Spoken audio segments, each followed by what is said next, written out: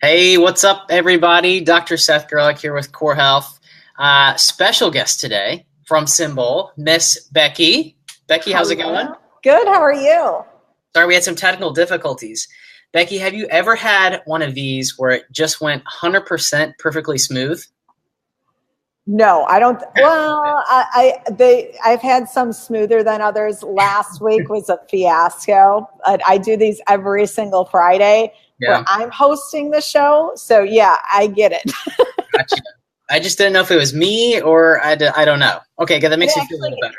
it does get easier, and you figure out the glitches and why the glitches happen. You can do this, Seth. Every week you can do this. Awesome. I appreciate it. Practice makes perfect.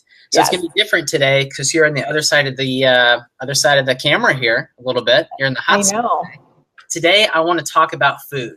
And food is really the basis for how we stay alive, how we make energy, how we heal and replenish our bodies. And I think it's probably one of the most important things, if not the most important things that we do to get healthy and stay healthy.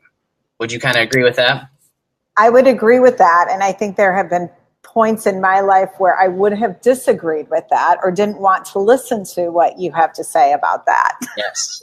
So today we're going to talk with Becky. She's the owner of Symbol. If you don't know what Symbol is, we're going to talk about that today. Restaurant here in St. Louis.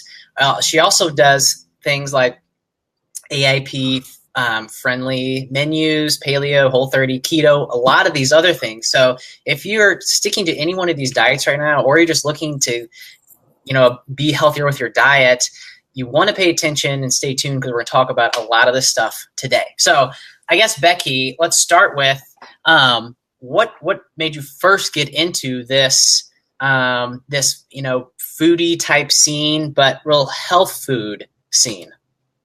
Okay, so I think it's easier to backtrack. In my 20s, I was very depressed. I was diagnosed with bipolar. I was on several different medications, and most medications were not working for me. And I remember going into my psychiatrist who was prescribing me the medications. I was literally in bed 1 week out of every single month. And I identified it to be hormones. I identified that. My own intuition kind of guided me there. And I started discovering and wanting to learn natural health. And there's something more going on. And I remember telling the doctor I wanted to go down this path. And she refused to treat me any longer. So my journey of well-being and health actually kind of started down a path of spirituality. I started diving into a spiritual practice, which then led into healthy eating. And I started studying with a naturopath. And I studied with a naturopath for 2 years. Got certified in colon hydrotherapy. So I can tell you a lot about your shit. That's I didn't know that, Becky. That's great. Yeah, I don't talk about that a whole lot. For 2 years, I worked in that arena, went to school for massage therapy, and then realized that was not the avenue and path that I wanted to go down. I met my partner, Greg, who's usually behind the scenes. Everybody sees my face as the face of Symbol, but Greg really is the food component to what Symbol is. And he had gone to culinary school in Florida and worked for a chiropractor right out of college or out of culinary school. And he did specialty-based diets for this chiropractor based on blood types. So he was doing this 25 years ago before anybody knew what paleo was. Anybody was using the terminology of keto. And I had this vision of always wanting to open up a coffee shop, because of networks, because of the people in the community. And Greg had the food component. So that's why we kind of partnered together 8 years ago. The vision was not what we have currently today is not much different than what we opened our doors doing early on, but it's developed and molded into these specialty-based diets because the community as a whole is who's pushed us in that direction. Gotcha. And I love that because people out there are making a big splash in really everything today. I saw something, oh my gosh, I think it was last week, and it said something about how Starbucks, their Frappuccino sales are plummeting. And the owner said it was due to the health and wellness industry or health and wellness trends. Oh, don't even get me started. I worked at Starbucks. I don't know if you knew this about me. All right, we won't talk about that. But yeah. You had some other interesting points too about, you told your doctor you were going to, take off on this health journey with food and all this other stuff, and she really kind of dismissed it and was almost kind of mad. I see that a lot in my practice where, patients, they're confused, they don't know what to do, and they're going to their medical doctors with, these symptoms, these problems, and asking for help and asking for nutritional advice, and they're not usually getting the most sound and correct advice for them, and I think a lot of it is due to, medical doctors don't have a lot of training in nutrition, and it's not their fault. They just don't have the same background as other healthcare professionals do. But that's where even people like you, Becky, you kind of taking the reins for the St. Louis community, and you're kind of driving the ship, and we're going to Healthy Town. We're taking all these great foods along with us here. So that's awesome. I love the stuff that you're doing, and you're making big waves, which is great. Thank you. I think what we're trying to do is when we opened up our doors, again, we didn't recognize and realize what other doors we'd be opening.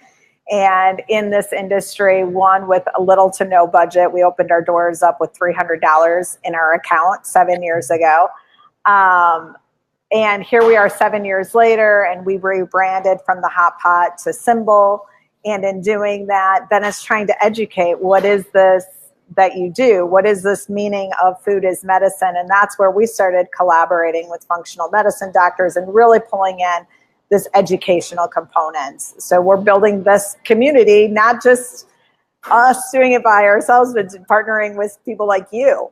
Right. And it is a community because everyone's involved. No one person knows everything. I think that's great, and I love teaming up with other doctors and, awesome restaurants like you guys have too, because, people need options. And that's what's great about today. People can find a lot of options, and it's growing by the day, which is the super cool part of it. So what's your favorite dish at Symbol?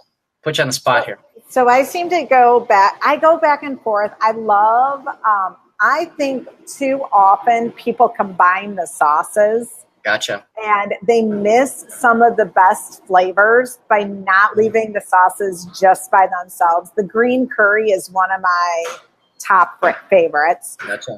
And then I'll flip over to the lemon mango curry, which is what my new addiction right now, because I go, oh, I forgot how good that tastes. Yeah. I do eat at the restaurant almost every single day.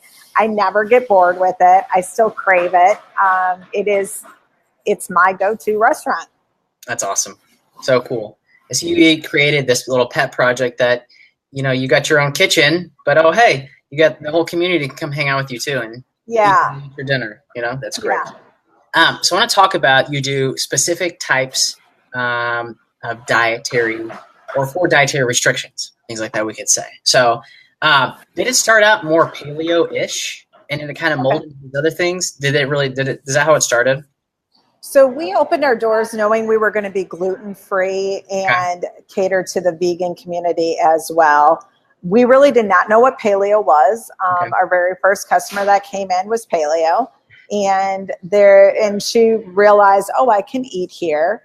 But there were a couple of other guys that said, we're trying to create some restaurants willing to put a paleo menu together. Obviously, I think the CrossFit community was a huge pull in the paleo theme that went on, and we just sat down with them and we went through our entire menu. We tweaked a few of our recipes to make it paleo.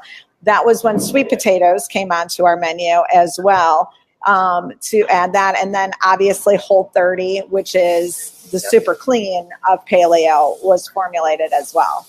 Yeah. So let's talk about this for a minute while we're there. What I use a lot of paleo type things, some Whole30 things. I mix and match from a lot of different places. What I usually do is like an elimination style diet with people, just because most people come in, they're eating standard American diet or something similar, a lot of grains, a lot of processed sugars, processed foods, dairy, alcohol, a lot of these things. Right. And one of the first steps is, okay, we have to clean up the diet. We have to get your gut a chance to heal, your immune system a chance to calm down. inflammation a chance to really get back to normal. So we kind of start there. Gluten and dairy are big ones. We kind of start with almost a paleo type template, depending on the person. So maybe go through, like, from what you see, like paleo versus Whole30. Who are the people that are using it? What are the differences? So I think one of the things that starts is the gyms, the CrossFit community. They put these Whole30 challenges out there. And then what I identify and notice is that paleo becomes the first easy piece. By going paleo, you're eliminating all of those major food groups that most would have allergies or issues with health-wise. But then what we find out is that somebody's doing paleo, but it's still not working 100%. And then that's where the AIP component falls in, those nightshades. And you're the doctor, you're the expert, but these were all new terminologies that we had to identify and figure out what exactly is AIP. And I'll be honest with you, there were moments just like, in this industry, you'll hear about people going into restaurants and saying, "Oh, I'm allergic to gluten." Well, are you really allergic to gluten, or do you have celiac? Yeah. And this stuff is thrown out there so often that in the restaurant industry, the eyes roll, because you may say, I'm gluten, I can't have gluten, but then you'll order the dessert at the end of your dinner, and you're going, we made sure all of these protocols were in place. So I say this because this is the terminology that's happening out there. And just because you have a gluten intolerance does not mean you are celiac or highly allergic to gluten.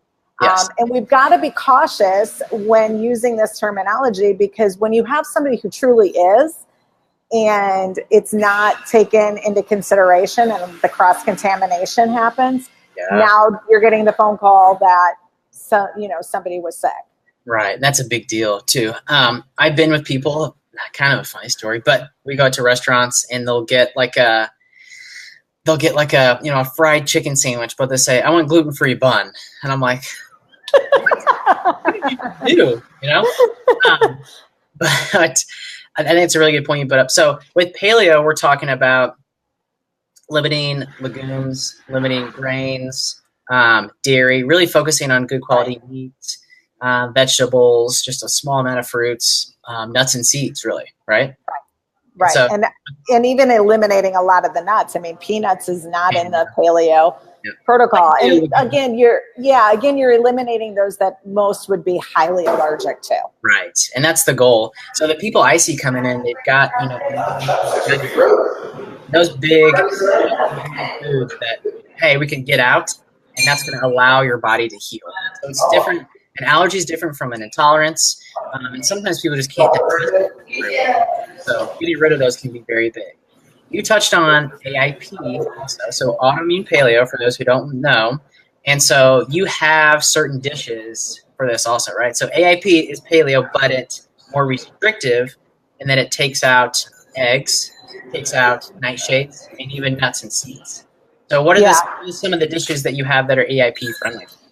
So really what we've created is all of our menu is all the same menu, but everything, we go into these customized dietary issues and we color code them based off of what you would be able to eat. So for instance, the ginger chamomile was a sauce that we created. The bone broth is an AIP sauce that falls into most of the protocol. However, there is a very small percentage of people that can't do turmeric. So the ginger chamomile I know you would I sit there and go, we have more education in food as a restaurant owner than most doctors have. That is absolutely true. But the ginger chamomile we created because it's a super strict AIP sauce. And instead of using any sweeteners in it whatsoever, we use raisins to sweeten that sauce. Yes. And you're not having tomato. We also created our no tomato pasta sauce and our no tomato barbecue sauce. Those aren't sauces. Those aren't sauces you can order in the bowls, but those are the sauces that we retail out of our refrigerator. Gotcha. And I've tried those, and they are delicious, by the way. Yeah. Thank you. So you're doing some retail now too. So looking to kind of spread some Symbol across the country, across the world, right? Let's get some people healthy all over the place, right? Well, what we're realizing is when you start going down this rabbit hole, how difficult some things are. Doing co-packing with Whole Food, it doesn't exist in St. Louis. There is a need for this. We're collaborating and talking with other people that have great products. So we're hoping, maybe crossing our fingers, an investor shows up to purchase a facility and create a co-packing facility that is exclusive to Whole Food and to all of these dietary issues that we're talking about. That's great. Well, there you go. Any investors out there listening, we'll hook you up there. We'll hook you up. All right. So we've talked paleo, a little bit of Whole Food. Whole Food is just a little stricter, taking out alcohol and a lot of the other sugars and things like that too. We talked AIP, super restrictive. So then so keto is the whole big thing now, right? Everyone's talking about keto.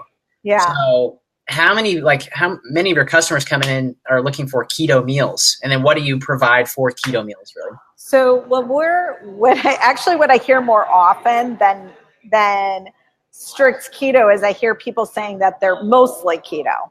And I think that's a misconception that a lot of people out there have, is that keto is not something you can mostly do. Keto, you are either committed to or you're not, because what your body is doing is basically going into ketosis by your body using the fat that you currently have. It's breaking everything down much faster and much sooner. So you're eating high fat foods, very, very minimal carbohydrates. And most of those carbohydrates are coming from the vegetables that you're eating, not from a sandwich that you're eating in the afternoon. In fact, one piece of bread gives you almost more carbohydrates than what you would be able to have in an entire day. Right. But you're hearing a lot of major weight loss happening because of keto. If you aren't committed to keto, then you're really doing a low carb diet protocol. And ketosis, one day of messing everything up, it will take you 3 to 4 days to get back into ketosis. Right. So ask, is it worth what you're doing, what your choices are? Gotcha. Mostly keto. That's a good one. I hear mostly gluten-free all the time. And, was it mostly gluten-free? Mostly gluten-free. And I've heard, I'm mostly gluten-free except for all my beers I have at night. So I don't know if that qualifies. Yeah. And there's no... I saw the video that you did talking about what is functional medicine and taking each person on an individual journey and pathway to identify their health.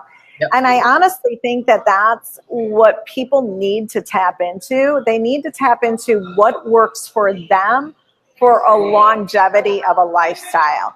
Oftentimes people are going to somebody like you because they're in dire straits. They have major health concerns. Somebody like me, I don't have any major health concerns. However, I know how I want to function and I know how I want to feel. And based off of the food choices that I'm making, I'm either choosing to not be in full functional the next day, or I can choose to have more energy. So I don't follow any one of these protocols. I can say that I'm mostly gluten-free. Very good, Becky. I'm mostly gluten-free, meaning that I know how gluten affects me and how I feel if I eat it. But I love pizza. If I'm going to choose to indulge in something and I'm going to say, I'm going to eat a pizza, I'm going to go eat the best pizza that I can and not some frozen thing that's sitting in my freezer. Right. We have to learn how to function for ourselves for longevity, not for a quick fix. That would be my message to anybody out there, and working with a doctor that understands that and sees that and helps you identify how to maneuver through that as well.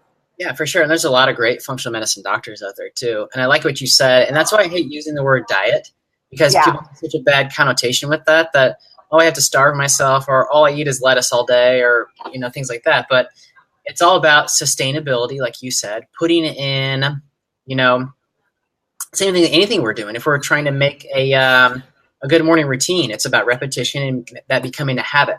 Same thing with dietary stuff. So it's about, planning your days, meal prepping, making sure you're getting the right kinds of foods in, going to Symbol at least once a day. No, but it's really, like you said, taking small steps to start out like that and stuff that you can attain. Because if you say, oh my gosh, I got to go keto, and then you fail after 4 days and you just give up, that didn't do you any good. I won't name the diet, and I won't name the person that promotes this diet protocol, but I know several that have gone through it. And it's very frustrating for me to see somebody who wants to approach something because of weight loss, but they're being told to eat low-fat yogurt, Subway every single day, chicken and broccoli every single evening. And there's that, yes, you're going to lose weight following this structured diet protocol. Yeah. But as far as longevity, you're going to get really burnt out of these specific foods, only eating them every single day. And you're setting something up for failure. Yeah. And I always talk about food quality. And it sounds like they're doing more quantity, looking at calorie counts. Correct. But I'm more in tune with quality. So I say, our body is built out of the foods we eat. So are we going to have a, really good body from eating really good quality foods, or are we eating off the dollar menu, right? You can't feel like $1 million if you're eating off the dollar menu. And that's so true because, you're making your brain, your other tissues, your gut, your immune system out of the foods you eat. And that's either going to build you up or it's going to break you down. And that's why we focus on really quality, teaching people how to cook. What are the good foods for them? I think it's the most important thing that people can do, like you said, for longevity, but also for getting people back to health too, and then keeping them there. It's I'm just a huge fan of food because that was one of the things that changed me. So I used to eat Subway, thinking it was healthy, right? Whole grain bread. I've got a little bit of lettuce on there. Man, I'm doing well. I'm healthy. Little did I know that was wrecking the bacteria in my gut, causing blood sugar spikes, causing overgrowth of candida, all these different things for me, right? Some people may not, but for me, that was a big issue. And so I think nutritional education is just going to be huge for people. And I think with the internet and this wellness boom, you see that a lot more, which is awesome.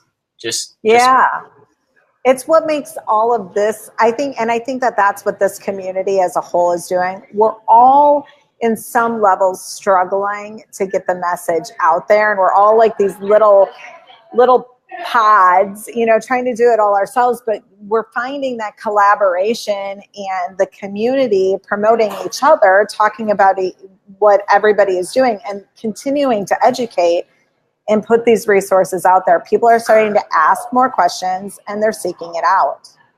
That's great. I love it. So Becky, you've got how many restaurants do you have now? We have 3 locations. Our Kirkwood was our original. We were known as the Hot Pot early on. And we rebranded to Symbol when we opened up in Chesterfield. And now we have our 3rd location in St. Charles. That's awesome. So where do people find you? What we'll probably do is we'll link below. You can drop your website in. But tell them where they can find you also, because there's a lot of information on your website too. Yes, my Symbol, MySymbowl.com. And you'll find our Find Your Inner Flavor piece in there, which there's an interview with you and I when I was talking to you about what functional medicine is.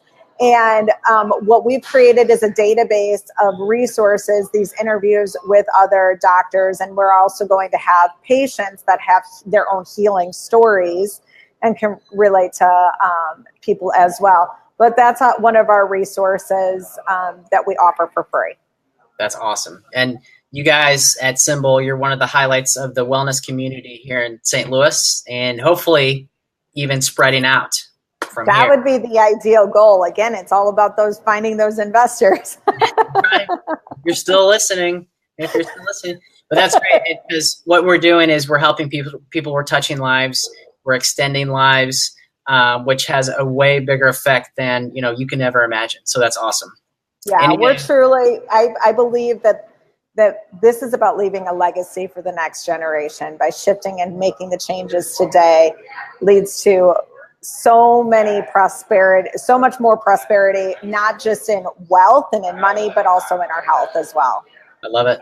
Health is the most important wealth. And I tell people that, because without health, you got nothing. Anything else you want to leave us with, Becky? No, thank you. Thank you for this.